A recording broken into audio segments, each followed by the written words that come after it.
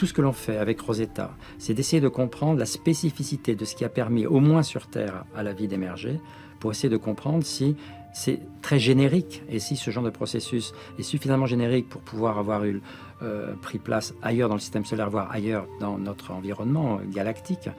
Donc ce type de recherche se met dans le prolongement de quelque chose qui prend des racines très profondément dans le questionnement de l'humanité.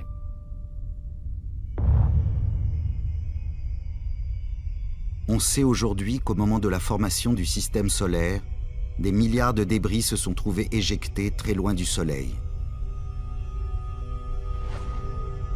Éloignés de la chaleur solaire, ils seraient restés intacts et pourraient contenir des indices précieux pour comprendre l'évolution de la matière jusqu'aux premières formes de vie. Cette matière gravite aujourd'hui sur des orbites encore inaccessibles, au-delà de Pluton.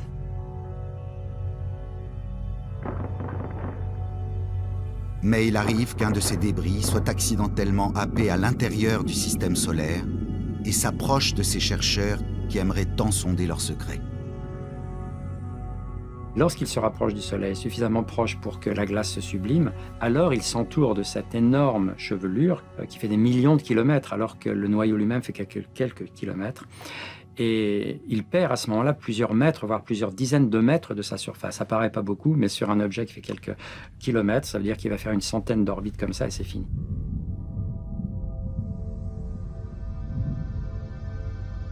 On appelle ces objets faits de glace et de matière primitive les comètes.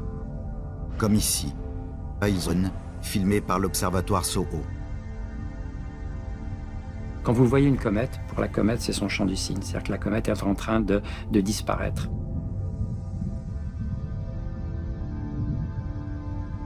L'idée de la mission Rosetta est née suite au dernier passage à proximité de la Terre de la plus célèbre d'entre elles, la comète de Halley. Un objet spatial dont chacune des apparitions, tous les 76 ans, marque l'évolution de la pensée des hommes sur l'univers.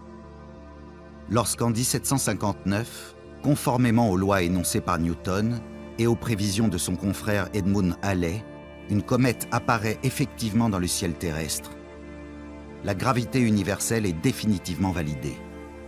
Une même force régit les mouvements de tous les objets célestes, une force qui explique les orbites de la Lune, des planètes ou des comètes, comme elle permet de calculer le mouvement d'une pomme attirée par la Terre. Le XVIIIe siècle, pour ça, a fait énormément de choses tout à fait remarquables en asseyant cette réalité que les lois sont universelles, c'est-à-dire que les mêmes lois, la pomme et la lune, mais c'est vrai à toute échelle, les objets obéissent aux mêmes lois. Et c'est comme ça que le cosmos est devenu l'univers, c'est universel, c'est-à-dire que partout, à toute échelle, ce sont les mêmes lois qui opèrent.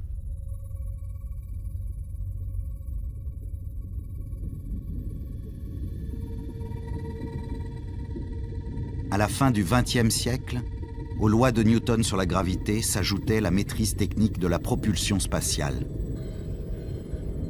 Les hommes savaient désormais placer des satellites artificiels en orbite autour de la Terre et entreprendre des voyages interplanétaires.